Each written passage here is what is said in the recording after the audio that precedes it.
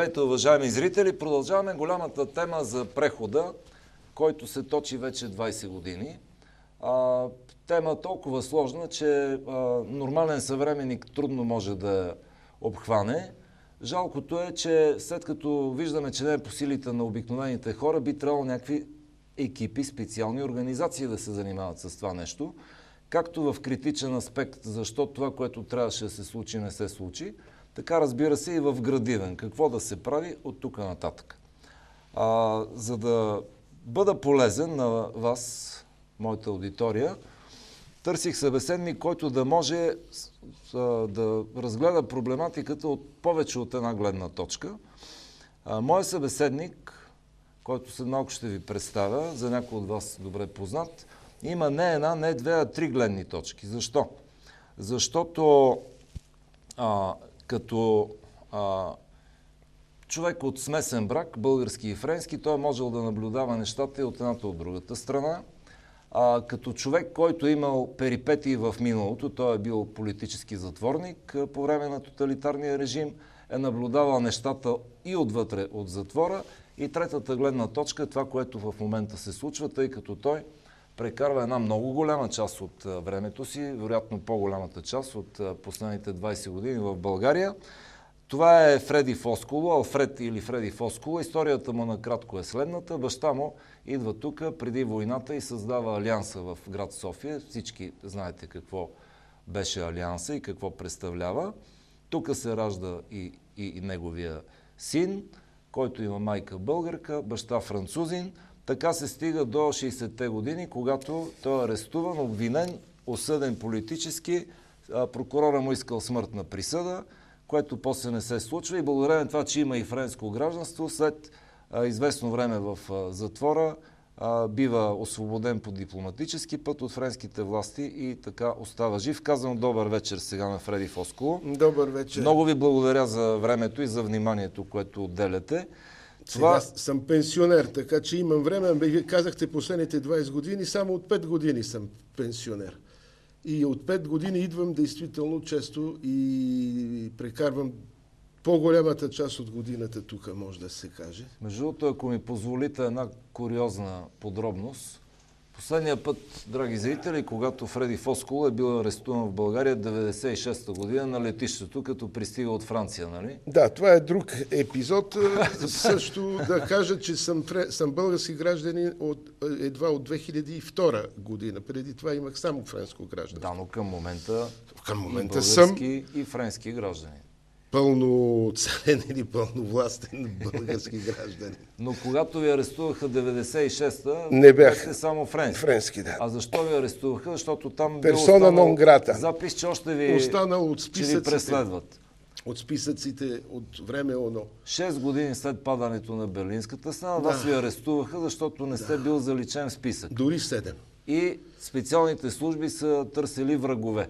Дори 7. Все още. От 89-та до 96-та.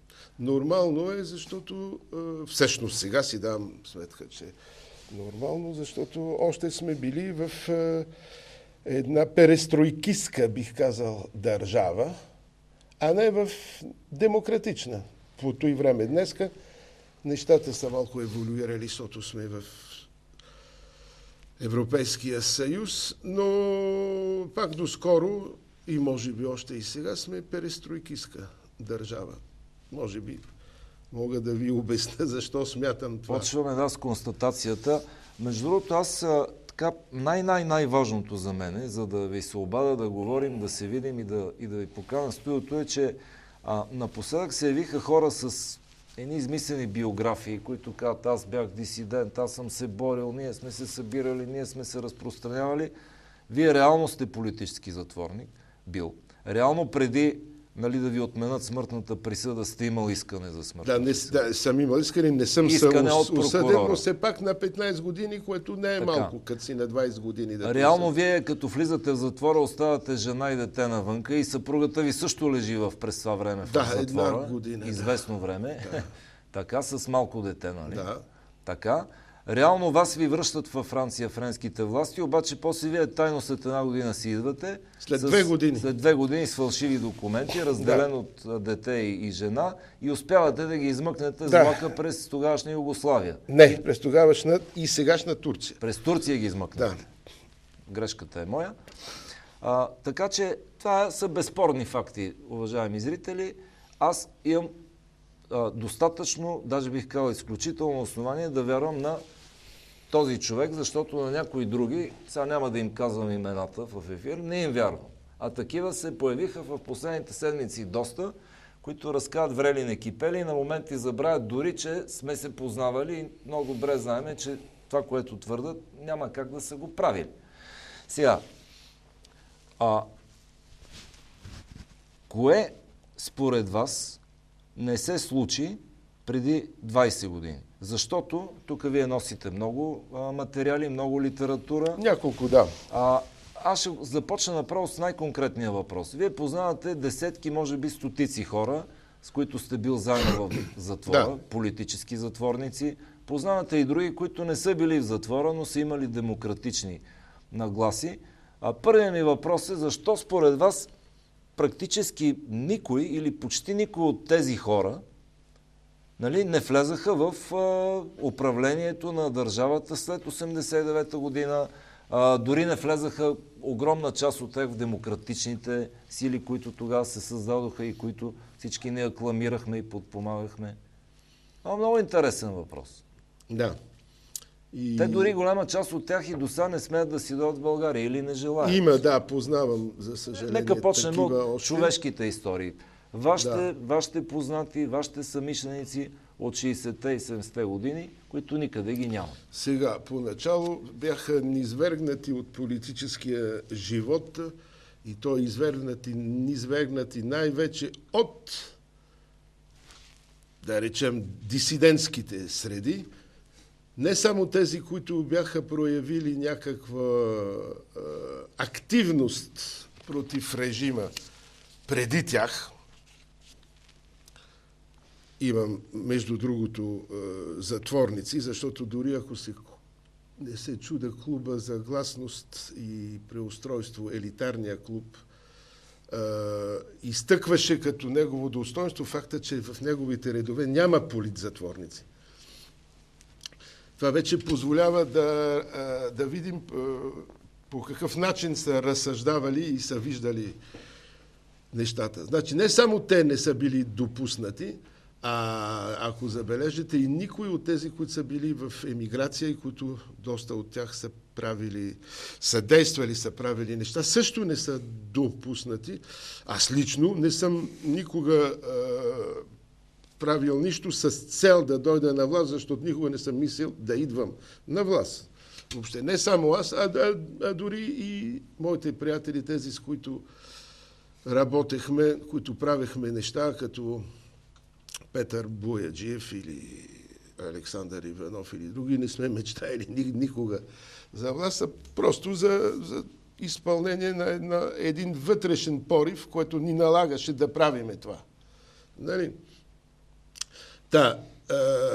Тези хора не бяха допуснати, тези, които са направили нещо, защото това бяха по-скоро тъй наречените перестройкисти. Сега, би трябвало, за да разберем нещата, да се върнем все пак глобално на събитията. Сега, може би ще кажа неща, които са писани в вестници, казани по прекъсвам ви за телевизии. секунда, по-добре да ги казваме още много пъти, защото аз не съм сигурен, че и това, което в последните 20 години се поднесе, е било точно така. Да. Вашата версия на масата, по-добре да ги говорим.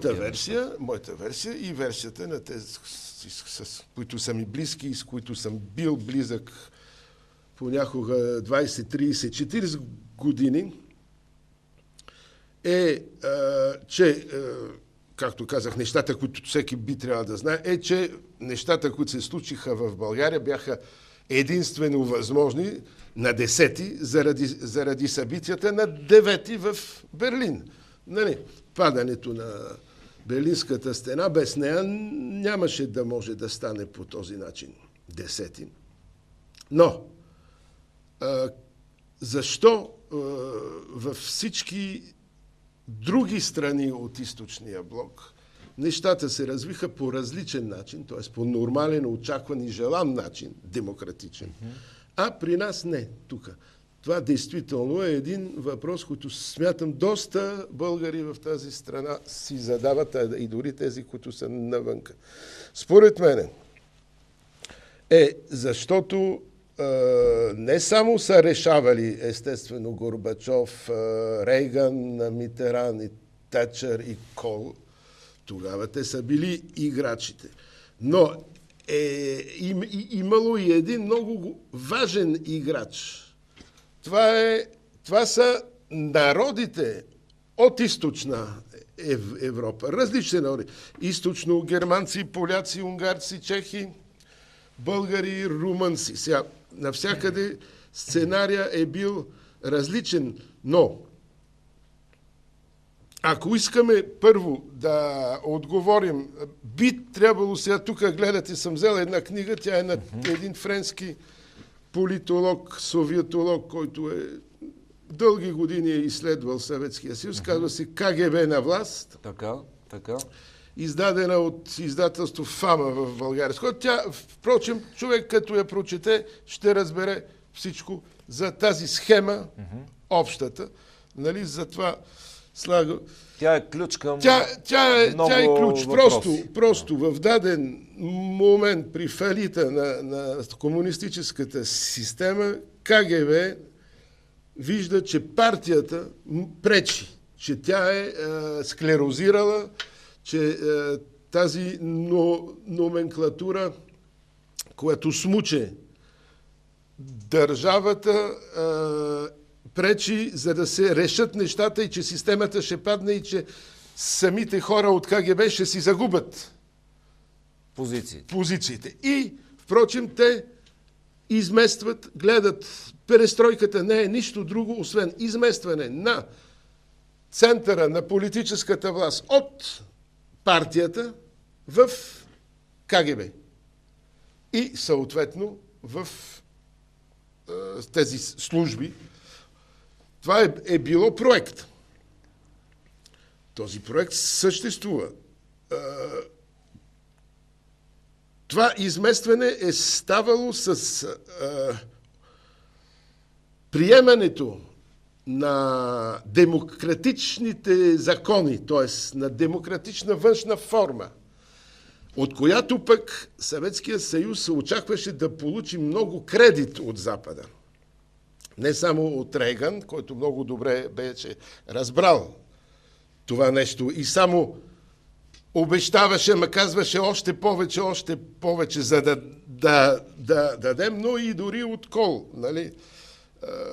Например, те са искали, Горбачов е предявил желание за 15 милиарда долара, за да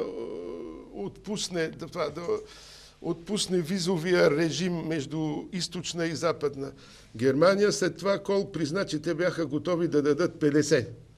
Значи не са знаели дори как да търгуват точно. Перестройката е именно взимането на власт на КГБ с инструментите на демокрацията, за да покажат, че ето ние. Нали, да има благовиден облик. Така. Само, че четвъртия, петия, един от играчите в тази игра, който са народите, нали, все пак изиграха една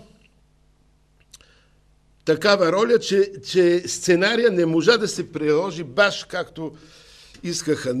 Например, срутването на Берлинската стена беше прието като принцип от Горбачов, но никак не планувана за няколко месеца след посещението му в Берлина. А го предвиждаше след няколко години. Нали? Евентуално. Но какво се случи? Народа натисна. Просто стената падна извън волята на управляващите. Въпреки угрозата, която имаше да има кръвопролития. Да. Верно, Горбачов беше казал на всички, беше ги събрал и им казал, че няма, ако има проблеми, няма да интервенират. Беше събрал В източна Германия.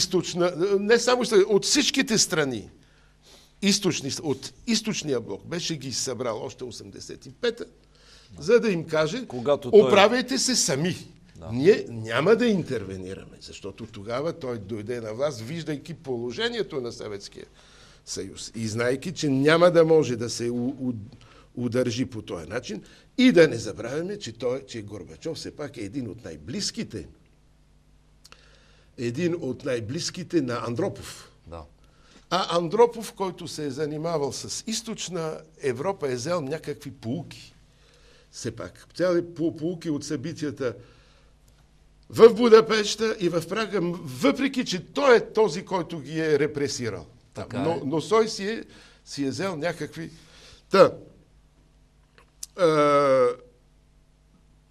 Този сценарий не можа да се приложи в другите страни, защото те взеха инициативата. Германия, Полша, Унгария, нали, отвориха те първи железната завеса. Те пуснаха гражданите на ГДР да ходят където си искат. През Австрия в Западна Германия. Поляците направиха правителство некомунистическо преди много преди, на падането. Правителството на Мазовецки, който беше от Солидарност издигнат. Знаеха, че танковете няма да влезат. Премиера Мазовецки, За Берлинската стена. Казахме 4-5 месеца преди падането на стената стана. Да, още пролета. Още пролета на 89-та. При чехите беше доста той започва реформите, защото тогава Балцерович скланя да стане министър на финанси. Точно така. Балцерович започва реформата много преди падането на официалното падане на комунизма и в частност на стената. Значи, това е положението, което прави, че сценария перестройка се прилага, но се хлъзга настрани и излиза от руслото и става това, което стана навсякъде. Навсякъде, да, но не и в Русия. Той и в Русия стана. И в България стана. Не и в Русия, не и в България. А защо? Защо? Сега, в Русия вече може да знаем защо, защото след епизода Елцин, КГБ, където КГБ беше застрашен, защото колкото и да правиш сценарий, ти знаеш, че не може да се преложат точно както си го предвидил.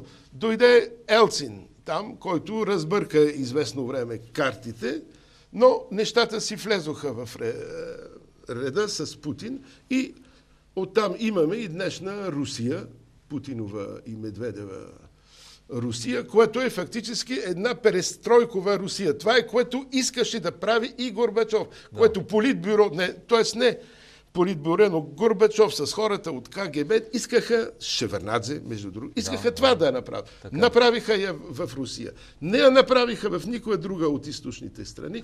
Успея само в България. Ще кажете защо? Така. Защо? Според мен има две причини. Защото първата, една от тях е, че за разлика от всичките други страни, не е, че в България народа не се е борил, не е, че не е имало хора, които не са се борили, нали? Не, че само имало Будапеща в Унгария 56-та, 68-та в Чехия, солидарност, това. Имало е други неща и ако остане време, може да говорим и за това. Да. Но единствено в България и може би в Албания, нали, комунистическата партия на власт, хората, управляващите, не защитаваха националните интереси, колкото и да са комунисти другите. Кадар, колкото и външно да се подлагаха, нали, на съветската воля. Нали, няма как, те са по-силни, имат танкове. Нали, Гомулка. В Полша, Кадар в Унгария, да. Да, не, в Унгария Кадър, в Полша Кадър, да. Гомулка в Полша. Гомулка, там минахме в Чехия през епизода Дубчек, но после Хусак, дали, и той. Всичките те защитаваха все пак някакви национални позиции. Били са патриоти. Били са по някакъв начин. Да или не знам, но имало е нещо. Да не говорим и дори за звяра Чауческо, който той съвсем такова не играеше по свирката на Москва. Да, имаше самостоятелна политика. Имаше, да. Някак. Нашите единствено. Оттам и тази слава, която излезе, за съжаление и на Запад, за което съм се борил през цялото време, че България била най-послушната страна. Най-послушната не са били ръководителите в тази страна. Но мисля, че народа не. И именно защото тези лидери комунистически от другите страни бяха различни, това е една от причините, която позволи и на народа, и на тях самите да разберат и да отпуснат нещата, да не упорстват. Само Чауческо упорства и завърши много зле. Така. Нали? И този искаше да упорства Хонекер, ама го прибраха, защото там вече по по-нежен начин. Смениха го с по-млади и по-разумни. Така. Нали? Това е една от причините. Другата причина е именно тази, която казахме в началото. Защо не са били допуснати хората от съпротивата? Аз ги наричам от съпротивата, а не дисиденти. Дисиденти е друго. Дисидент стана вече малко мръсна дума. Не знам. Да, в България да, на друго място не, защото имало дисиденция. Дисиденти е дума и измислена на Запад, от западните журналисти в 60-те години, когато се появиха в Съветския съюз Даниел и първите там, които правиха процес за писаници. Нали? Да. Дисидент също значи отцепник. Сега, тук тези, за които говоря, не са отцепници, а са противници и са от съпротивата. На френски резистанс. Така. Те не бяха допуснати, казвам, най-вече може да се каже от самите перестройкисти, които не мога да ги обвинявам всичките, че са агенти, между тях има явни, нали? Но просто това са хора, които не можеха да предположат, че нямаха тази широчина на виждане политическа, нали? И това желание, дори нещата да се обърнат действително, те се задоволяваха с перестройката. Т.е. тази, която всъщност днеска виждаме в Русия. Тоест властта да остане в същите. Вие казвате нещо важно, че след 10 ноември има два вида хора в демократичните сили. Едните са подставени, изпълняват чужда воля, са агенти, но имало и почтенни хора, които са били наивни обаче. Имало и почтенни хора, абсолютно. И мисля, че повечето от тях са били почтенни хора. Вече да оставиме, че дори са взели и някои от съпротивата така, за да покажат, че ето ги тук самът. Да. Нали? Но истинските, искам да кажа, суровите, баш тези, които искаха обръщането демократично, напълно демократично обръщане, като Хавел в Чехия. Там нямаше шикалкавене. Ние така...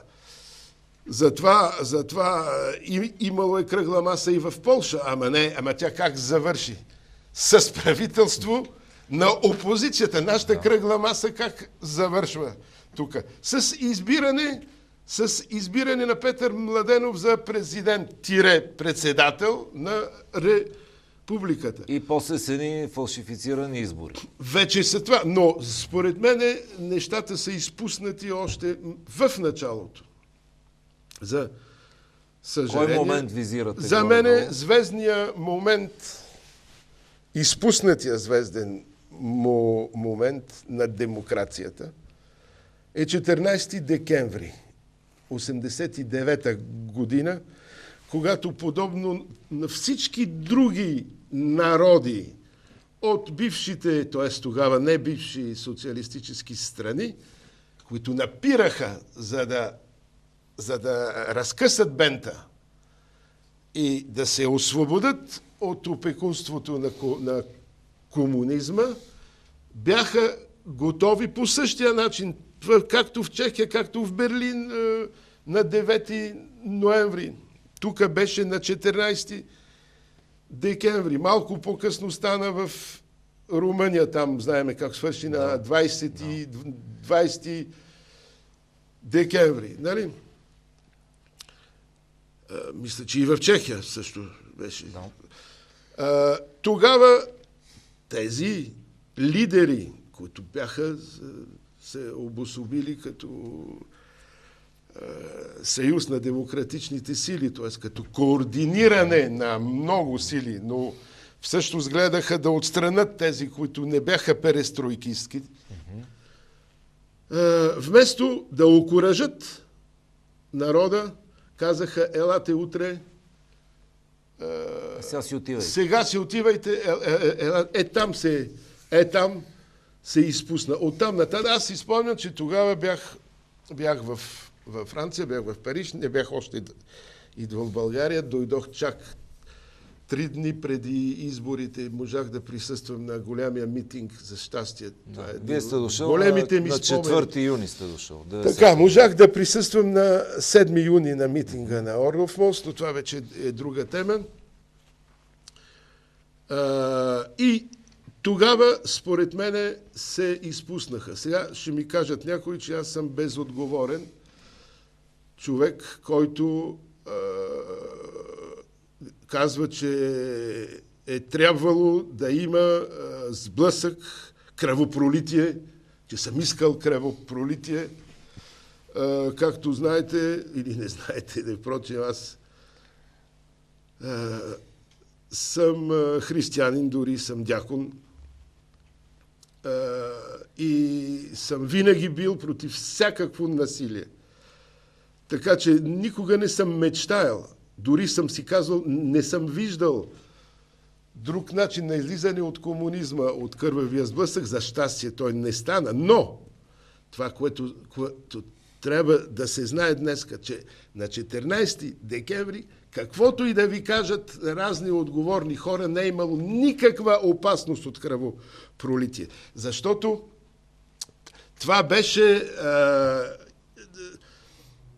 планирано първо в Москва да няма. Второ, нашите хора тук, самите хора на власт тук, бяха решили да не употребяват кръвопролитие. Бяха разбрали, че властта се изпуска и трябва да запазиме каквото може да запазиме. Тогава можеше демокрацията да победи, а победи перестройката. А тази перестройка вече 20 години. Да. Как сме в перестроечен режим? Ще кажете, че говоря нещата така, наизуст. Не, защо? Не, защото имам цитати, сега тази вечер няма тук, но има цитати от стенограми на Любен Гоцев, на Семерджиев, от тези дати, които са тук. Ето тук съм ги записал, но сега няма да... които казват, че няма, загубено е, просто трябва да... Просто за тях е било толкова... Сега, не знам дали агентурата им е работила или не. Не мога да кажа дори, че тези хора, които накараха народа да се отдръпне, са го направили по поръчка, не мога да го твърда. Искам да кажа, че те не са имали куража, способността, дълновидостта да предвидят, както във всички други страни стана. Да. Всъщност, във всичките други страни стана без кръвопролитие. Казвам ви, този румънския епизод беше един вид изключение, защото самия Чауческу се опъваше, ама нашият Тодор Живков вече го нямаше. Той не беше на сцената. А перестройкистите от службите, Гоцев и другите, те нямаше да се опънат, нямаше да изкарат Щяха войски. някакъв компромисен живото Те щеха, спасяваш вариант. тогава можеше приемат. да се направи кръгла маса, от която да се излезе с временно правителство, да се разпусне казионното народно събрание, да не се легитимира с кръглата маса. Да. Нали? И тогава изборите щеха да са спечелени. Нямаше да може да се манипулират. За съжаление, там е изпускането. Там е изпускането и затова смятам, че може би, не съм сигурен, може би прехода почва сега. Свършва перестройката, почва прехода. Колко време? Не знам, още 20 може. Ами кажете ми, ако действително това е така, и аз съм склонен като ви слушам, да бъда убеден, че може и тепърва да почне прехода, къде са те обществени политически сили и издружения, които могат да направят това нещо? За съжаление, перестройката не позволи създаване на гражданско общество. Да. Тя напротив се направи всичко възможно, както виждаме в руската, в перестройчена Русия няма гражданско общество. Там ще кажеш, никога не е имал. Но няма. То се опита да се създаде по време на Елцин, въпреки корупциите, пянствата и това. Но имаше зачатък. Виждате как е сринат. Нали? Ние нямаме гражданско общество. Всичко е направено, за да няма. Няма ги тези. Всичко трябва отново да се... дори слушах премиера преди няколко дена, който се изказа много сурово към партията. Като говоря партията, знаете за коя става думата. С главно П. С главно П. Да. За съдбата на неговия дядо, за това, че тя който е убит малко след 9 септември. Да, която е всъщност сбирщина на убийци. Само, че след думите трябва да последват някакви действия. В смисъл, трябва нещата да си влезат, за да влезем в режим на демокрация, което не е перфектен, но е този, който е най-поносим в света. Трябва някои неща да се предприемат и от гражданското общество, което е мижаво тук. Нали? Вече да не говорим и за медиите, но може би, например, ще ви кажа какво трябва да се направи. След тези думи на премиера, се получи 2 и 3 дни отказ от комисията в Народното събрание да се създаде институт за изследване на близкото минало и вкарване в програмите на училищата на комунистическия период. С техните престъпления. С техните престъпления, съответно, както в германските, френските, италианските има за нацистското време, има денацификация плюс изучаване на всичко. Сега, верно, не съм гледал днешните учебници във Франция за комунизма, но там сигурно вече ги имат тези неща. Съвета на Европа и всички европейски да не говорим, осъдиха престъпленията не само Съвета на Европа, но и комисията. И комисията, Европейската комисия, което вече е още вече е решение, да. Сега, ние имаме някакъв закон, осъждащ комунизма от 2002, но кой никой не го знае, признаване за престъпна организация. Но това не е важно, не става тук дума за отмъщение или това. Става дума за изчистване на пътя. Пътя ни към демокрацията не е изчистен. Просто. И се спъваме всеки ден. Знае истината. Пътя прилича на нашите пътища. Пълене с дупки или с камъни и два. Този път към демокрацията трябва да бъде изчистен от това минало, ако се само запушваме някои дупки от време на време, няма да се стигне до ниде, Но ето сега вие в Стара Загора, вие до ниде. в усилията си доколкото можете да разкриете истината, вие в момента работите по един проект, като всъщност систематизирате миналото. Сега, действително с мои приятели, с моите приятели от на времето, с бивши политзатворници, с които сме били във връзка, с които сме лежали по инициатива на Петър Бояджиев, който ми е съпроцесник. Действително, правиме един, може би два сайта. Един от сайтовете се казва България, на латиница Булгария.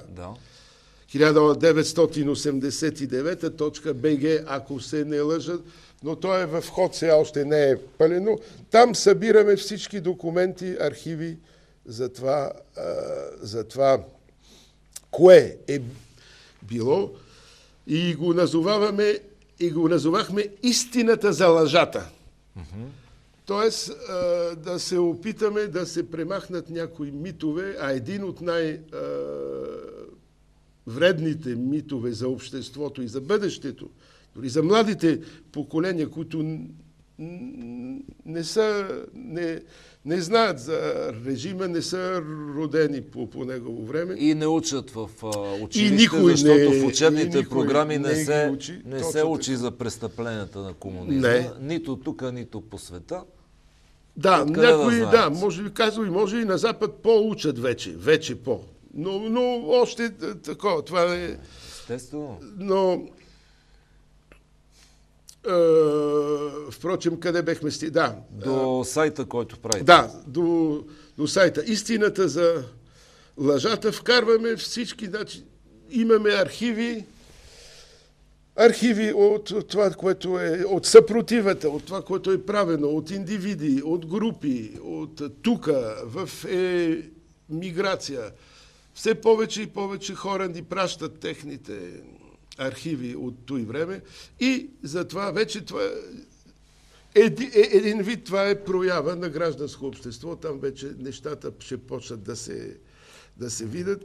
И най-вече за разрушаване на този мит, мит, който впрочем, ако сте забелязали, е поддържан от днешната интелигенция, т.е. думата е по-скоро от днешните интелектуалци или интелигенция, макар че не е същото нещо.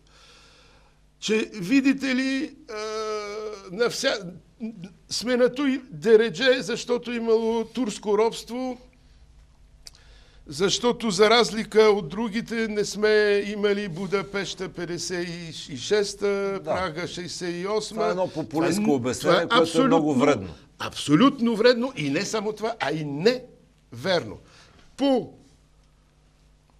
писанията на западни историци, като, например, Робърт Крамптон, англичанина, или Оти, Франциско Оти май, например, той казва, че ето 1966 година при изборите България е източната страна, където опозицията печели най-много гласове. 46-та. 46-та. Има едно проучване на професор Мигев тук за селските въстания и съпротивата на селото, която е много интересна и показва, че е била масова. Против колективизация. Имало е цели села, които са били обградени от милиция, за да влезат в те КЗС-та. Било е дори дълго, до 53-та. Да не говорим за горянското движение, което най-малко е равно на партизанското по брой. Без да има външна подкрепа. Говоря не за диверсантското, а за горянското. За вътрешното. Нали? И стачката 53-та година, някой знае ли, че именно поради писанията, ето има една статия от 53-та година, май месец във вестник Guardian, и в книгите на Крамптон също пише, че май месец в България избухва първата постсталинска стачка в съветската зона. В Източна Европа. Да, в източна... В Пловдив, да. В Пловдив, преди Берлинското. Това Берлинското е 17 юни. Да. На тютюно работниците. Берлин е 17 юни, а тук е май. Това е май. Да. Пращат Антон Югов, който е бил вече в немилост, така малко не му бил. Пращат го спешно в Пловдив, защото е пловдивчан и бив тютюно работник, да ги усмири, да каже. ги баламосва. Стачката не е била баш политическа, ма изведнъж са им дигнали нормите. И те решили да направят стачка. Ето го това. Ако в България не е имало движения като тези на 56-та, Унгария и Чехия 68-та, това е защото просто цялото българско, и това трябва да се знае и да се повтаря, цялото българско общество е било изнасилено повече дори от другите страни, защото е приложен съветския модел в България, където е абсолютно негоден, тъй като 80% от населението притежава земите или дюкяните си. Тук не е имало място за такова. Масово българите са били против него. Това, като казват, ама ние сме комунисти, българите по душа и това. Няма такова нещо. Ама затова трябва да седнат хора, да проучат нещата, да видят архивите и да знаят какво е било и как е било. Антикомунистическото въстание, дето се казва, антикомунистическата съпротива в България е смазана по сталинско и начин още по сталинско време, защото тя се развива по сталинско време, е била репресирана по един от най-жестоките начини, които също се признава от историците, западните. Аз говоря за Аз ви вярвам, защото вие всъщност сте непосредствен свидетел. Вие по това време сте живял тук, нали? Не, на коя дата ви арестуваха? Не, аз бях във Франция, аз бях малък, идвах при баба и дядо тук, роднините, идвах от 58 до 69-та. Мене ме арестуваха 69-та. 68-та, извинете. 68, да. Една седмица след влизане на танковете в Прага. Ви арестуваха тук в София? Арестуваха ни, обвиниха ни в шпионаж, мене и няколко души. Направиха ни шумен процес. И осъдиха ни на 10, 15, 12 години, както казахте, поискаха смъртта, ма проформа, за да бъде по... Помните ли името на прокурора, който е пускал? Да, Чанко Апостол. Аз се срещнах с него после 90-та. Това срещнахте се с него? Друга тема. Друг път може срещахме се с него. Може би той да не е имал избор. Той не е... Това е едно от нещата. Дори и съдята Ташо Ташев, за съжаление, той ме е търсил след 90-та. Предполагам, за да ми каже някои неща за процеса, че просто са му казали каквите... Че не е имало никаква съдебна система. За съжаление система. Не можах да се срещна с него, защото той ме е търсил. Търсил е съпроцесници мои. Уви, почина и не можахте с него. Но това вече е друг проблем. Ние говорим не за мен, а за българската обстановка. Вижте, Познавал съм в затворите. Днес, като бяхме не по-малко от 200 души политически. Вие знаете ли, че 89-та в Полша не е имало един политзатворник. В Чехия са били 3, в България са били 40 още. До края, дори началото на 90-та. А вие, когато бяхте около 200? Да, горе-долу. При нас имаше малко наплив около чешките. Събития се увеличи, иначе си било 150. Те са имали норма, сигурно. Но имало и политически затворници. Контролен въпрос. И в други. Господин Фосколо, контролен въпрос. От тези 200, колко от тях влезаха в ръководството на някакви демократични партии след 89-та година? Почти никой. почти никой. Имаше, може би, Любо Собаджиев. Да, Любо Собаджиев. Но нямаше такова. Янко Янков от политическите затвори. Това са вече хора, към които имам много почит, които са вече от 80-те, края на 80-те. Там вече нещата бяха, това бяха хора, които се опитаха, става дума за Янков, хора, които обраха пишки последното, но там вече нещата бяха много как да кажа, не по-лесни за тях, не е било лесно, но ето, нали, май месец затварят и Константин Тренчев, и Николай Босия, а и дори Доган, но тук няма да влеза в това, защото това е обект на съвсем друго. Добре, но ме подсещате за друг въпрос. Аз видях във вашите архиви, които са тук на масата. Това са част от вашите архиви, разбира се. Това са част, разбира се. Те съдържат един от вашите свитъци с публикации за България във френския печат тогава и второто, поне споменахте нещо. Тук аз видях имената, доста имена мюсулмански на политически затворници. Разбира се, кой от тези, които са вашите списъци, влезе в политиката след 89-та година? В наши списъци има няколко имена на мюсулмани. Нито от тези, нито от мюсулманите въобще. Никой, макар че аз, когато още 70-та година бях в затвора, имаше немалко мюсулмани с турско самосъзнание или помашко, с които трябва да подчертая, живеехме братски. Никога в никакъв момент не е имало някакъв верски или етнически проблем между нас. Дори мога да ви кажа, че в тунела, който 72 година прокопаха 16 метров в Старозагорския затвор, за да избягат, го копаха двама турци и двама българи. И никой никого не предаде. Не само това, целият затвор знаеше. Това беше обект щайги. Имаше 60-70 души на обект. Всички помагаха и копаеха, без да бягат.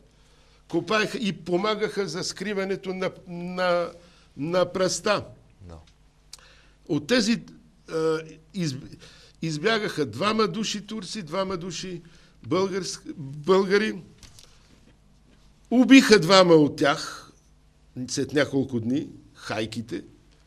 Единия беше турчин, един българин, което значи, че не е имало никакви етнически... Първо не е имало предателство в затвора, там бяхме само политически, макар че е имало и предатели. Но ето, копано една година. Една година. 16 метра една година. 16 метра, то как се копае. Ясно. Нали? И никакви проблеми. Проблемите с мюсулманското малцинство са изкуствено създадени от... Започнаха още 72-а с помаците и вече се... С първите репресии. Първите репресии и ние във Франция, защото аз, когато ме освободиха, се върнах във Франция и после, когато пуснаха и Петър Бояджиев от затвора, той лежа 10 години, кантартопус присъдата си. Го изкарах нелегално. Него как го изкарахте? Приспособихме един Volkswagen комби с резервуара, го сменихме и направихме скривалище и минаха. Микробус. И ги напъхахте вътре? Не, го напъхахме. Него? В един не става. А него откъде го изкарахте тогава? Турция пак. Пак през Турция? Да. Петър Бояджиев е излязъл в двойно дъно на Volkswagen микробус. И това го готвихме. Вие го карат? Дълго и... Не, аз не. Някой друг? Влезоха други хора, французи, млади момчета, момичета също. Да. Като хипита малко. Трябва да прикритие. Да. И стана успешно. Впрочем, всичко, което предприехме ние след като минахме стажа на Държавна сигурност по следствията и затворите, всичките неща, които предприехме, ги свършиха с успех. не можаха, държавна сигурност не можа да направи нищо да предотврати. Други хора изнесахте ли нелегално? Да, нелегално не. Легално направихме една голяма кампания за изкарването на политзатворника доктор Николай Попов, 83-та. Имате предвид медика. Медика, доктор Николай Попов, който успя. Направихме 67-ма голяма кампания с билбордове в Париж пред амбасадата. Наехме и афиши разлепени и по пресата, и по радиото, и по телевизията. Пратихме журналисти при бившия политзатворник Димитър Пенчев. Той мисля, че ви е бил гост дори. Да, тук той беше тук гост. Предаване. В резултат... Той е от Ямболско. От Ямболско. Пенчев, да, живее в Марсилия сега. Той е бивш осъден на смърт, лежал е много време, който сега тази живее... група, която бяга през границата, точно тук ги връщат и така. Част от тях ги разстрелват тук. Точно така. Да. И 81-а още Петър, който идва във Франция, ето правиме пресконференция тук, списъка на затворниците. Петър Бояджиев имате предвид. Петър Бояджиев, да. Списъка. А те неща ще видят ли бял свят? Сега вие казахте в интернет сайта. Сега да, в интернет. Ето, тогава още правиме тази карта с лагерите и затворите. Ще покаже колегата. Това е 81-а. Това е карта, уважаеми зрители, правена коя година? 81-а. 81-а година, карта на лагерите и затворите в България. С списъци, 3 листа списък от политзатворници. Да. Ето, нека, колега, да покажем само част от списъка. Всичко е на френски, разбира се. Да. Това си от тогава автентично. Абсолютно автентично. Както виждате, пожълтели са. Да. И са правени във Франция. От архива и дори, да. Имаше архив, имаше пресконференция. Тук ще прочита само което Николай Попов, за който вие споменахте, Якоб Алиев, Ангел Герджиков, Божидар Манолов, Хаик Арам Пилигян. Да, Петър Димитров, Дико Диков. Между другото, тези дни аз ви казах, преди влезем в предаването, слушах по едно радио. Тук малко има някакви разбирания за реклама, няма да му кажа името. Слушаха един от вашите съзатворници, Григор Симов, който се оказа, че си живее в България човека, много години е лежал в затвора и в момента в някакво затънтено пиринско село гледа крави и никой не му обръща внимание. Нали Левски искаше да пасе патки след освобождението на България? Ето какви са хората, които са се борили. Остават ни 1-2 минути. Всичкото това нещо, вие сте донесли само... Просто за такова. Това са френския печат за България. Всичко това благодарение на това, на дейността, което разбихме във Франция. Така, и на Запад, и в Англия, и в Германия, и по радиото. Всичко това може ли да се събере на едно място? Може да се събере само в интернет, защото там има... А да се издаде в безкрайно книги? Може. Впрочем, Петър Бояджиев сега си пише мемуарите. Той е по-политик от мен. Аз с политика не съм се занимавал. Вие по образование сте юрист. Всъщност. Аз съм юрист и лингвист. И лингвист? Имам 2 факултета. Да. Дано това да стане. Ама слушайте, ще направим както